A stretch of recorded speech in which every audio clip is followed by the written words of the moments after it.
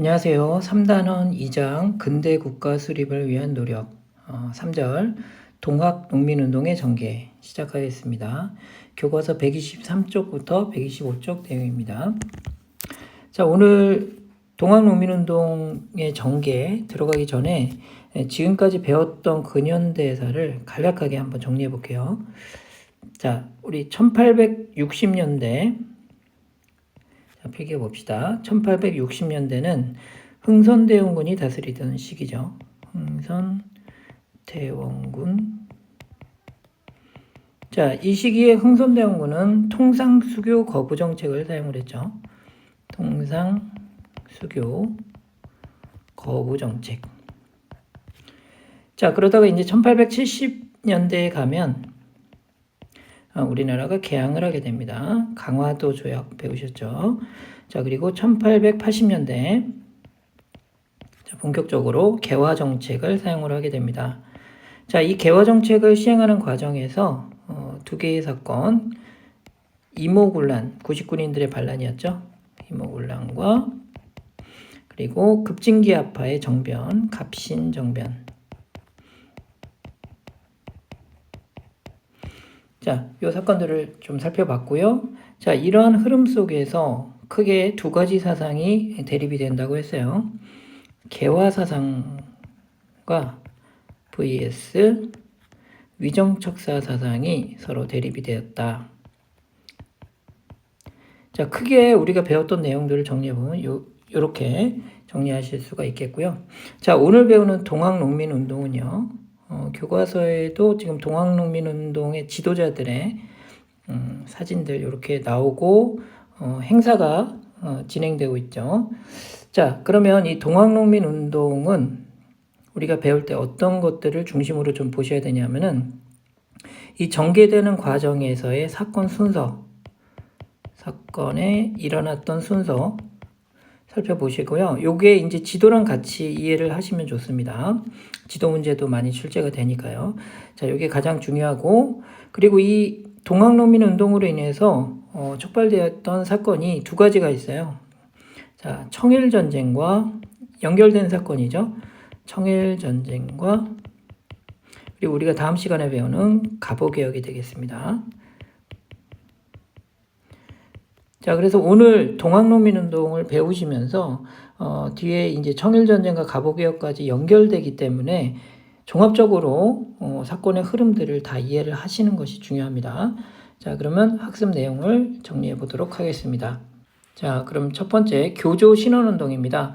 동학농민운동이 있기 전에 동학이 종교잖아요. 그런데 이런 동학 세력들이 성장하는 그런 과정들을 좀 보셔야 됩니다. 일단 개항 이후에 곡물 가격들이 폭등하고요. 세금 부담도 늘어나고요. 지방관의 수탈도 점점 늘어납니다. 그러니까 농민들이 살기가 힘든 상황이 전개가 되고 있었어요. 이때 농민들에게 힘이 되어준 종교가 바로 동학입니다. 자, 이 동학은 지난번에 배우셨듯이 경주의 몰락 양반이었던 최재우가 창시한 종교입니다. 자, 그런데 이 최재우가 처형되고 나서 이대교주 최시영이 등장하면서 교단을 정비합니다. 이때 이 교단의 이름을 포접제라고 해요. 자, 그래서 포주와 접주를 통해서 교단을 정비하는 그러한 체제가 되겠습니다. 그래서 포접제라고 적어주시고요. 자, 이런 교단을 정비하고요. 그리고 경전을 간행을 합니다. 자, 그리고 농민들이 많이 사는 지역이 바로 삼남 지역이죠. 경상도, 전라도, 충청도. 자, 여기 한번 적어볼까요? 경상도, 전라도, 충청도. 우리나라에서 농업이 가장 발전한 지역이고, 그리고 그러다 보니 농민들의 숫자가 많고요. 그리고 농민들이 지금 수탈을 당하는 여러 가지 어려움에 있지 않습니까? 그러니까 동학이 이 삼남 지역을 중심으로 크게 확산이 되는 겁니다. 자, 이러한 확산 과정에서 이제 처형당한 최재우의 억울함을 풀어주고 그리고 동학을 정식으로 좀 국가에서 인정을 해달라. 포교를 자유롭게 할 수 있도록 해달라라는 그런 운동이 벌어지는데요. 이게 바로 교조 신원운동이 되겠습니다. 여기서 교조는 최재우를 가리키는 겁니다. 종교의 창시자라고 이해하시면 되겠고요. 자, 그래서 집회가 여러 번 열리는데요. 뭐 공주 삼례 집회가 열렸고요. 그리고 서울의 궁궐까지 찾아가서 동학 지도자들이 상소문을 올리기도 합니다. 그런데 이제 이 마지막 집회였던 보훈 집회에서 여기다 별표 치시고요. 정치적 구호가 등장합니다. 탐관오리를 숙청하고, 자, 탐관오리, 백성을 괴롭히는 나쁜 관리들이죠. 자, 탐관오리를 숙청하고, 그리고 외세도 배척하고, 우리나라를 괴롭히고 있는 외국 세력들도 배척하자. 이런 정치적 요구들이 등장이 되는 겁니다. 자, 그래서 정리해 보면 반봉건적인 성격 그리고 반외세적 성격 이 두 가지를 지닌 정치적 구호가 등장하게 되는 겁니다. 자, 그리고 드디어 1894년 갑원년이 되었습니다. 1894년 전라도 고부 지역, 우리나라의 정말 유명한 곡창 지역입니다. 여기에 탐관오리가 있었어요. 고부군수 조병갑입니다. 탐관오리예요. 탐관오리. 자, 뭐 예를 들면 이 조병갑의 어떤 수탈에 예를 들 수 있는 게 만석보라고 하는 저수지를 만들어 놓고 농민들이 이 만석부에 물을 사용을 할 때마다 세금을 내도록 강요했어요. 자, 이런 식으로 백성을 괴롭혔던 조병갑입니다. 자, 이 지역에 그 전봉준이라고 하는 농민이 살고 있었는데 이 사람이 이분이 바로 동학 지도자긴 했습니다. 동학 지도자였어요. 접주였죠. 접주라고 부릅니다. 자, 근데 이 전봉준이 그 지역의 마을 사람들에게 사발통문을 돌립니다. 이 사발통문을 교과서에서 한번 살펴볼게요. 자, 이러한 모습을 보이고 있는데요. 이름이 왜 사발통문이냐 하면은 사발을 덮어놓은 것 같이 여러 참가자들의 이름이 여기에 이렇게 적혀져 있습니다. 그래서 사발통문이라고 불러요. 자, 이렇게 누가 주도자인지 누가 총책임자인지를 알 수 없도록 하기 위해서 이렇게 원형으로 참가자들의 이름들을 적어놓은 그런 통문이 되겠습니다. 자, 그리고 이 사발통문의 내용을 보시면 고부성을 격파하고 조병갑을 효수할 것, 그리고 군기창과 화약고를 점령할 것, 이런 주장들이 나와 있습니다. 자, 그래서 결국은 이제 백성들이 고부농민 봉기를 일으키고요. 고부의 관할을 점령하게 됩니다. 이때 정부가 새로운 군수를 임명하고 사건 조사관을 파견하는데 이를 안핵사라고 합니다. 사건 조사관이라고 적어보시죠. 조사관. 자, 그렇게 되면서 농민들이 자진 해산을 하게 되는데요. 자, 그리고 1차 봉기가 일어나는 사건이 일어납니다. 바로 이러한 사건 조사관이었던 안핵사가 약속을 무시하고 동학교도들을 가혹하게 탄압하는 그런 모습을 보이게 돼요. 이에 전봉준이 전북의 무장에서 봉기를 일으키게 됩니다. 농민들을 이끌고 봉기하게 되는데 이게 바로 1차 봉기의 시작이에요. 자, 그리고 백산에서 경문을 제작을 해서 이제 발표를 하게 됩니다. 이 경문의 내용에는 제폭군민과 보국안민 이런 내용이 담겨 있는데요. 여기서 제폭은요, 폭정을 제거한다 라는 뜻이고요. 자, 교과서에 내용이 나와 있으니까 같이 읽어볼게요. 제폭구민, 폭정을 제거한다. 그리고 백성을 구한다. 구민, 이렇게 됩니다. 자, 그 다음에 이제 보국안민, 보국안민은 나라를 돕는다. 보국, 백성을 평안케 한다. 안민. 자, 이러한 경문을 발표하고요. 4대 강령, 농민들이 지켜야 될 4대 원칙을 발표하게 됩니다. 자, 이 4대 강령도 교과서에 있는데 살펴보겠습니다. 자, 사람을 죽이지 말고 가축을 잡아먹지 말라. 자, 충효를 다해서 세상을 구하고 백성을 평안케 하라. 일본 오랑캐를 내쫓자. 그 다음에 군대를 몰고 서울로 올라가서 권세가와 귀족들을 모두 없애자. 이러한 주장을 담은 4대 강령이 발표가 됩니다. 자, 근데 여기서 놀라운 것은 자, 농민군이 정부에서 파견된 군인들과 군대와 전투를 벌였는데 이 두 차례의 전투에서 모두 다 관군, 정부군을 격파했다는 사실이에요. 농민군이 정부군을 상대로 싸워서 이긴 거죠. 그리고 전라도에서 가장 큰 성인 전주성을 점령하게 되는 거예요. 자, 이러한 과정을 여러분들 살펴보시고요. 자, 밑에 4번 한번 보도록 하겠습니다. 전주 하약과 직강소 개혁, 이 부분이 좀 상당히 중요합니다. 자, 별표 치시고요. 자, 전주 하약에서 이 화자는 화해할 화자입니다. 그리고 약은 조약 약자가 되겠죠. 그래서 화해 조약이라고 이해하시면 되겠어요. 화해 조약. 자, 농민군이 전주성을 점령하자 정부가 청나라에게 원군을 요청합니다. 자, 이제 청이 파병을 하게 된 거죠. 그런데 이때 일본이 동시에 파병을 하게 됩니다. 자, 동시 파병이라고 적어주시고요. 자, 동시 파병의 근거가 무엇이었을까요? 바로 지난 시간에 배웠던 텐진 조약이 근거가 되는 겁니다. 텐진 조약이라고 적어봅시다. 조선에 파병 요청이 있을 때 파병의 요청을 받은 한 나라는 다른 나라에게 반드시 알려줘서 동시 파병이 이루어지도록 한 조약이 바로 텐진 조약이었죠. 그 조약이 효력을 발휘하게 된 겁니다. 자, 그리고 이제 청나라 일본 군대가 거의 동시에 조선에 상륙하고요. 그리고 농민군과 정부가 이에 청나라와 일본 군대가 이제 상륙을 한 이후에 직후에 극적으로 전주성에서 이 패정 개혁안을 합의하게 됩니다. 농민군이 요구했던 개혁안이거든요.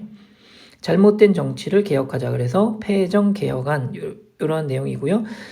이렇게 되면서 전주 화약이 체결이 된 겁니다.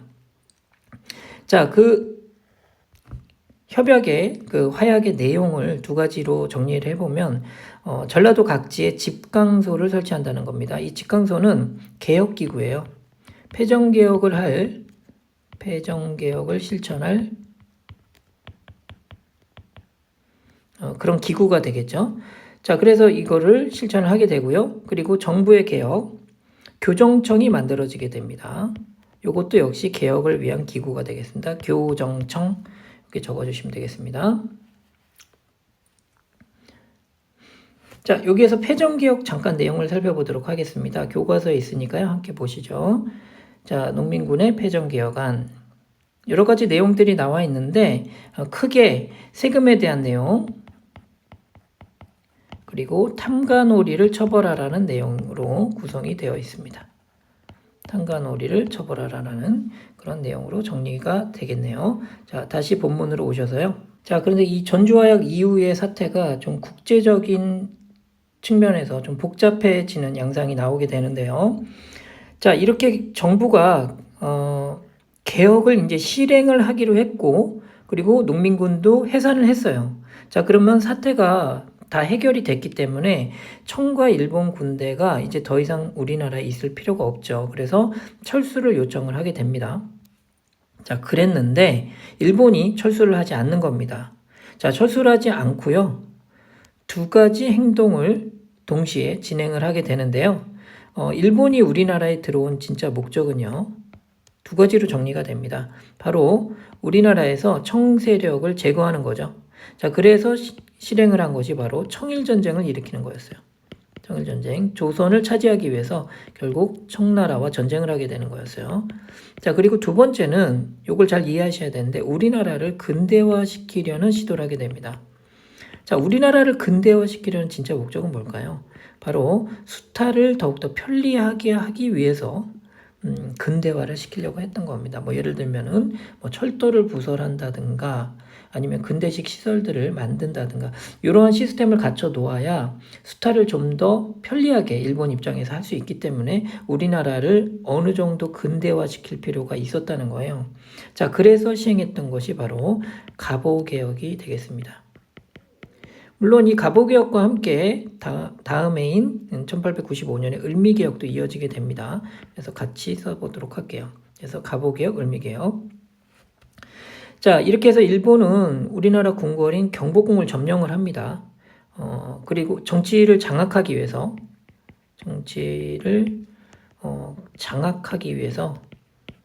우리나라 궁궐인 경복궁을 점령하고요. 그리고 김홍직 내각을 수립을 시킵니다.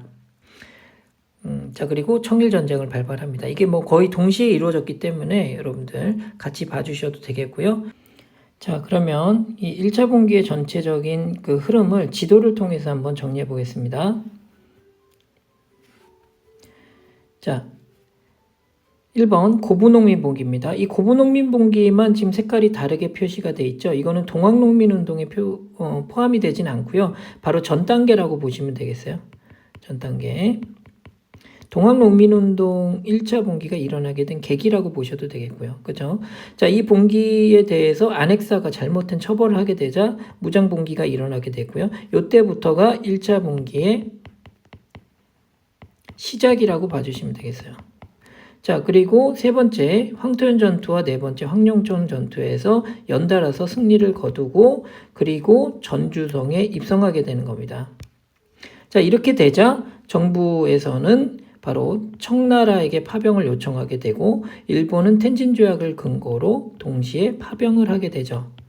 자, 이 파병에 대해서 정부는 문제를 해결하기 위해서 농민군과 화약을 맺게 되는 겁니다. 요게 6번 마지막이 되겠죠. 이렇게 지도상에 나타난 사건들을 순서대로 정리를 해주시는 것이 중요합니다. 자, 그러면 다음 페이지로 넘어가겠습니다. 자, 그러면 동학농민군 2차 분기 보도록 하겠습니다. 자, 배경이 됐던 사건은요, 바로 일본이 우리나라에 들어온 후 경복궁을 점령하고 나서 내정 간섭이 계속 강화되는 거였어요. 그리고 청나라와 전쟁을 시작을 한 거죠. 청일전쟁이 계속 진행이 되면서 일본이 승세를 잡기 시작했습니다. 유리해지기 시작하는 거예요. 자, 이렇게 되니까 우리나라에 들어온 이 외세, 특히 일본을 몰아내야 된다라는 주장을 하면서 동학농민군이 다시 집결을 했습니다. 이때 집결한 장소가 중요한데 바로 충청도 논산입니다. 이 논산 지역은 바로 전라도 세력이었던 남접과 이 남접은 전봉준이 이끌고 있었어요. 자, 그리고 충청도 지역의 북접. 자, 충청도는 이제 전라도의 북쪽이니까 교단 조직은 북접이었습니다. 여기 지도자는 손병희였습니다. 이 손병희는 훗날 동학의 3대 교주가 돼요. 자, 이렇게 적어주시고요. 자, 그랬는데 이 남접과 북접의 연합군이 서울에 이제 진격을 해서 일본을 몰아내려고 했습니다. 자, 그랬는데 이 서울로 올라가는 길목에 공주 우금치라고 하는 고개가 있어요. 이 고개에서 기다리고 있던 일본군과 교전이 일어나는데 이때 치열한 전투 끝에 일본군이 가지고 있던 우수한 무기에 의해서 결국 농민군이 패배하게 됩니다. 자, 그리고 이때 동학의 지도자였던 전봉준, 손아중, 김계남과 같은 동학 지도자들이 모두 다 체포가 돼서요.